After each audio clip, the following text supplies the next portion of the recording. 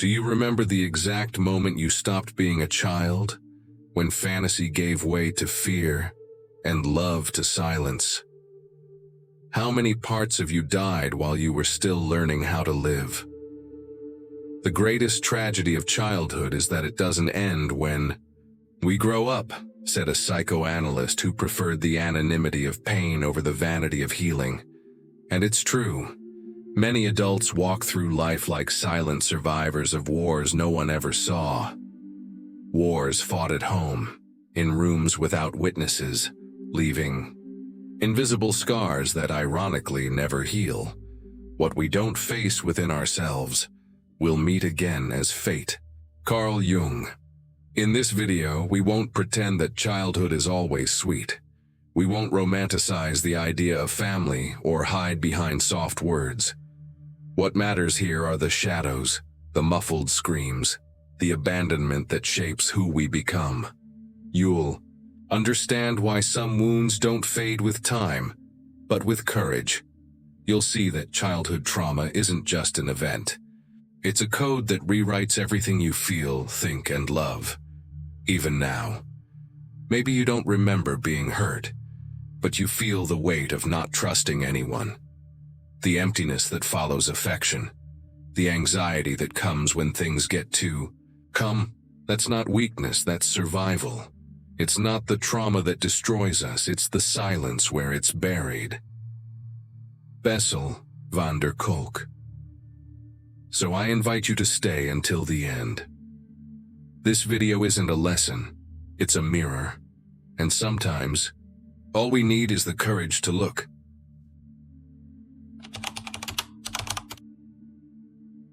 Every child is born with a deep hunger. Not for food, but for affection, for presence, for recognition. And when that hunger isn't met, it doesn't disappear. It turns into chronic anxiety, into diffuse shame, into an emptiness no adult embrace can fully fill. Most childhood trauma doesn't come from obvious harm. It comes from what was missing. Missing comfort, missing someone who said, "You matter," even when you cry. It comes from not being seen, not being heard, not being held without having to earn it. We live in a culture where emotionally absent parents are considered normal, and withdrawn children are just seen as shy. But behind the silence of a quiet child, there is often a soul in pieces, learning to hide their own pain in order to keep the love they receive. What the eyes can't find, the body remembers. An anonymous phrase, but a brutal truth. The absence of care becomes body language. Trauma seeps into the tone of voice, the curve of the spine, the difficulty in meeting someone's gaze. John Bowlby, creator of attachment theory, said that our bond with early caregivers shapes all our future relationships. If the person meant to keep you safe is also the one who makes you afraid, the child's brain learns that love is dangerous, and living feels like walking on broken glass. These early experiences write an unconscious script that plays out for the rest of life. The child who was ignored becomes the adult who constantly needs to prove their worth. The one who was ridiculed becomes someone who sabotages themselves before the world can do it. The one who was abandoned often clings to what harms them, because it feels familiar.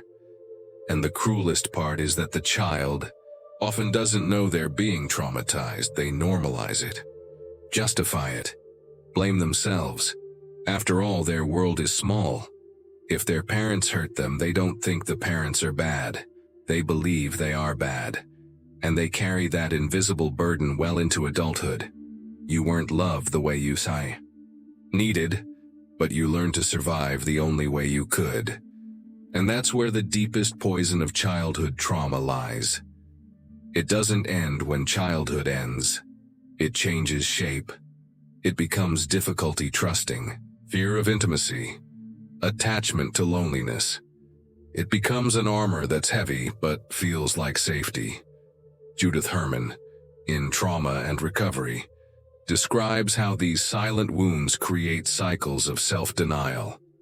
You grow up believing you must silence your pain, not be a burden, not feel too much. You're trained to stay quiet, and silence, as we know, is trauma's favorite language.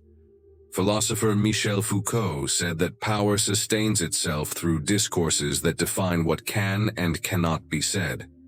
If we apply that to childhood, we see how many traumas stay hidden simply because we were never allowed to name them. The very language that could have set us free was denied from the start. That's why successful adults collapse for no clear reason.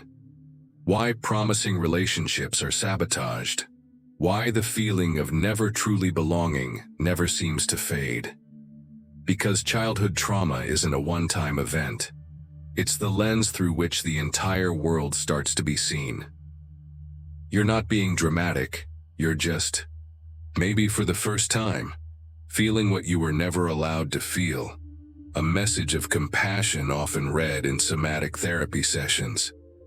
The silence that shaped us is the same silence that keeps us from asking for help. But recognizing that pain, giving it a name, is already the beginning of healing, even if it's whispered, even if it hurts.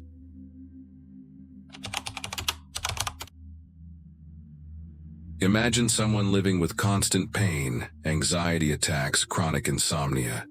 They try everything: medication, diets, travel, spirituality, but relief never lasts. And then comes the question that cuts like a blade. What if the problem isn't in the now, but in what was buried in the past? Childhood trauma rarely shows up directly. It disguises itself, and when the mind can't handle the pain, the body takes over the task of remembering, as if saying, "If you won't speak about it, then I'll scream."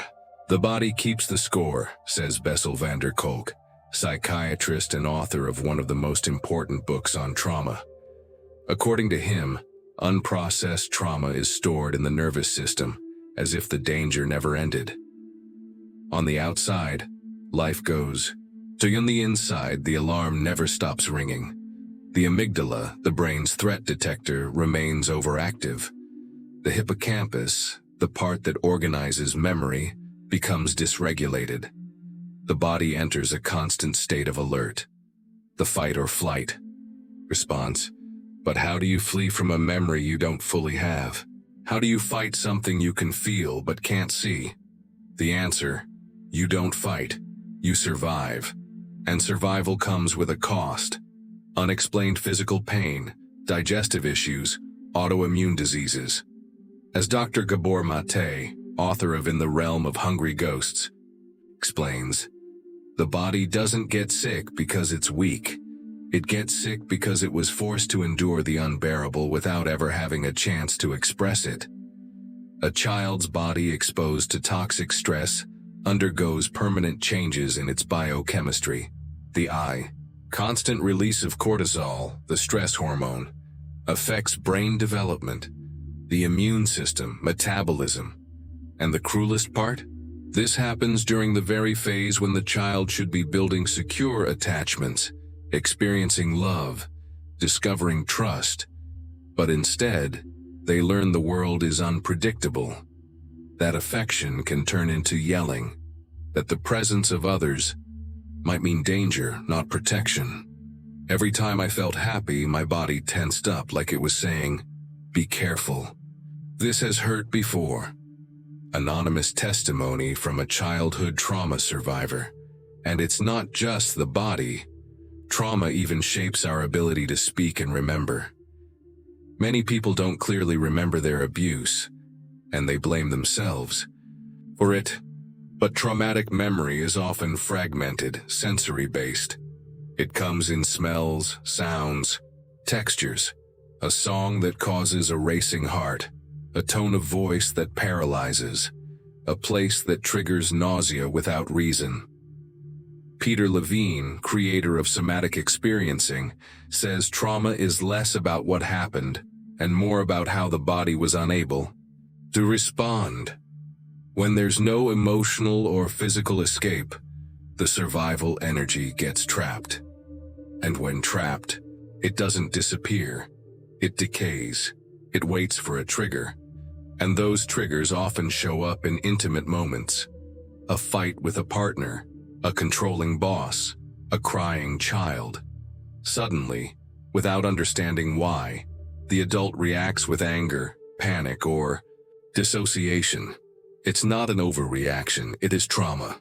Judith Herman warns us again. Repressed trauma doesn't disappear. It reenacts. Yesterday's victim becomes today's self-saboteur, repeating patterns, avoiding affection, reliving pain in search of control, as if fixing the present could rewrite the past. But it can't. The body doesn't want revenge. It wants a witness. It wants someone to look at it and say, yes, that happened. Yes, you deserved better. And sometimes the first person who needs to say that is you. Trauma needs to be heard more than it needs to be understood. Quote attributed to a French somatic therapist. The mind forgets. Because forgetting was the only way to move forward, but the body remembers, and it keeps asking, see me, hear me, free me. You can't change what happened. You can't go back in time and place affection where there were screams or offer comfort to that scared child who fell asleep holding their own fear. But you can do something even more powerful. Rewrite the story in the present. Not by erasing the past, but by giving it what it lacked, meaning. Between stimulus and response, there is a space. In that space lies our power to choose our response. In our response lies our growth and our freedom. Viktor Frankl, Holocaust survivor and author of Man's Search for Meaning, Childhood Trauma, scrambles the mind, fragments the body, distorts the sense of self. But healing begins when we face it with a different kind of courage. A courage with no heroism, no rush, just a quiet voice saying, something in me is still stuck back there, and it needs me now. There is no single formula, but there are paths. And the first is validation. To stop calling yourself dramatic. To stop comparing your pain to someone else's story. To accept that pain doesn't need to be measured to be real. It only needs to be heard. Therapies like EMDR, developed by Francine Shapiro, allow traumatic memories to be integrated. Not erased, but transformed. The eyes move, the memory resurfaces, but the body is safe now. And over time, that reconfigures. The brain like it's saying, now it's different. Peter Levine's Somatic Experiencing teaches something revolutionary. You don't need to relive the pain to heal it. You just need to let the body complete the movement it once couldn't. A tremble, a tear, a gesture. Small signs that frozen. Energy is finally thawing. But perhaps the most transformative part of healing isn't found in books. It's the reconnection with the version of yourself that was once forgotten. Many trauma survivors grow up believing there's something wrong with them, that they're hard to love. Too intense, too much. But as Richard Schwartz, founder of Internal Family Systems, reminds us, we all have parts. And none of them are bad. Some are just carrying too much pain for too long. You're not broken. You're divided. And you can speak to those parts. Ask what they were afraid of, what they still protect, what they need to finally rest. Other paths begin to open. Existential philosophy, with Sartre, Kierkegaard, Nietzsche, teaches us we're not defined by what happened to us, but by what we choose to do with it. Spirituality, when free from dogma, can offer meaning to our pain, not as punishment, but as raw material for transformation. And art, painting, writing, dance, music, can become the language for experiences that once had no words. Gabor Mate says, the opposite of addiction isn't sobriety, it's connection. And maybe the opposite of trauma isn't just healing, it's reconnection. with the body, with the truth, with others, with the present moment. You don't need to become someone else. You only need to let what was interrupted in you begin to flow again. Some wounds don't disappear, but they stop ruling you. Some holes don't get filled, but they can be lit from within. And the child who survived inside you can still be embraced. From a therapeutic meditation by Pat Ogden, healing may not be a destination but a choice, made every day, to stay alive, even knowing where it once hurt. You made it here. You read. You felt. Maybe you cried quietly, or maybe you just breathed, a little deeper than usual. That alone is an act of courage, because talking about childhood trauma isn't about the past. It's about what the past still moves or freezes inside you. Childhood trauma is like a crack in a wall that looks fine, until everything starts to shake. But if time and awareness teach us anything, it's this: you are not your pain. You are the one who sees it, who names it, who slowly learns to care for it, like a child held in your arms. Because that's what it is, really. We don't get to choose what hurt us, but we do get to choose what to do with the scars, handwritten in the journal of someone who survived. If this touched you in any way, maybe there's still a part of you waiting to be heard. And know this: that part isn't alone. It isn't wrong. It isn't weak. It's alive. And that's what matters. I didn't write this script just with research. Wrote it with memory. I remember the boy I was, the sound of the door slamming too hard, the silence in the living room, the fake smiles at dinner, the guilt of feeling sad for no reason. It took decades for me to realize that was the reason, that what goes unspoken shapes who we become. Maybe that's why I write about this. Because if someone back then had told me that what I felt made sense, maybe I wouldn't have suffered so much in silence. Thank you for letting me walk with you through this dive into yourself. Now, if you liked the video, you know what to do. Click like, even if your inner child still feels undeserving of good things. Subscribe to the channel. Every video here is an invitation to think and feel, sometimes too much, and drop a comment below telling me what resonated with you, or just say, I'm here. That alone means more than you think.